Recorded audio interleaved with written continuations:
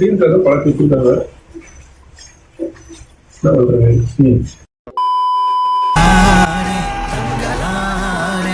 நீங்க நான் பார்க்க போறது Thangalaan movie review. Welcome to Tamil variance.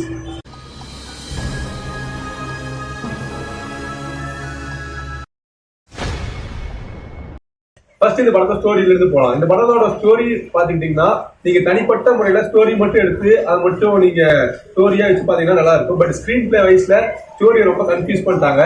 So screen play வந்து இந்த படத்தோட மிகப்பெரிய நெகட்டிவ் பாயிண்ட் சொல்லி ஆகணும்.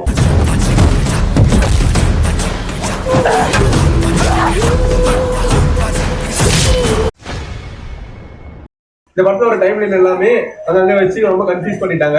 அது இல்லாம இந்த படம் புரியுதுன்னா உங்களுக்கு ஒரு பேக் ஸ்டோரி சொல்லியிருப்பாங்க. அந்த பேக் ஸ்டோரி ரொம்ப பேக்ல வச்சு கிளைமேக்ஸ்ல தான் சொல்லியிருப்பாங்க. சோ அதே நீங்க படம் பாக்குறவங்க உங்களுக்கு என்ன எதுக்கு பாக்குறோம், இந்த கேரக்டர் எதுக்கு வருது, அந்த கேரக்டர் எதுக்கு வருது, விக்ரம் ஜே அப்படி நடக்குது அப்படிங்கிற மாதிரி உங்களுக்கு எதுவும் புரியாது. சோ அதுலயே ஒரு மிகப்பெரிய நெகட்டிவ் பாயிண்டா இருந்துச்சு. அப்படி என்னதான் ஓடுவோம் மண்ணே இருக்கிற உலகத்துல. கேரக்டர்ஸ் எடுத்து நடிச்ச ஆக்டர்ஸ் தான் சொல்லலாம். அவங்களும் ரொம்ப நல்லாவே நடிச்சிருந்தாங்க, கொஞ்சம் ரியலாவே இருந்துச்சு. அந்த படத்துல காமிச்ச சிஜிஐ எல்லாமே ரொம்ப வெளிப்படையா சிஜிஐ மாதிரியே தான் இருந்துச்சு. அது இன்னும் கொஞ்சம் இம்ப்ரூவ் பண்ணிக்கலாம் இருந்துச்சு. ஸோ சிஜிஐ வந்து ஒரு நெகட்டிவ் பாயிண்ட் தான். படம் வந்து உங்க கூட ஒட்டாம உங்களுக்கு படம் வந்து புரியாம போறதுக்கு காரணமே நீங்க படத்தோட கனெக்டே ஆக மாட்டீங்க. உங்களுக்கு எதுக்கு அந்த கேரக்டர் அப்படி வருதுன்னு, அந்த கேரக்டர் எதுக்கு வருதுன்னு தெரியாம இருந்தா உங்களுக்கு எப்படி கனெக்ஷன் இருக்கும். அதாவது அந்த எமோஷன்ஸுமே அதிகம் ரொம்ப கேரி ஆகலாம். ஐ மீன் எமோஷனலாவே நீங்க ஒரு கேரக்டர் கூட இன்னொரு கேரக்டர் கனெக்ட் ஆக மாட்டீங்க. திடீர்னு ஒரு சேஞ்ச் நடந்துகிட்டே இருக்கும்.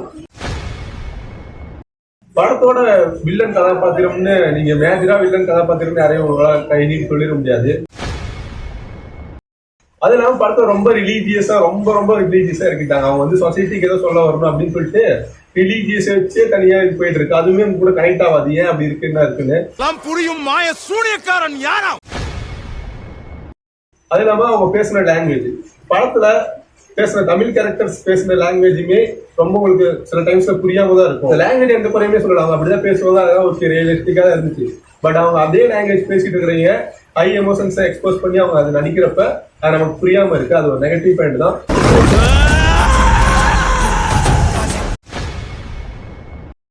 பட் படத்தை ஒரு ஒன் டைம் பார்க்கலாம், தியேட்டர் ஆர் ஓடிடி உங்க விஷ் படி.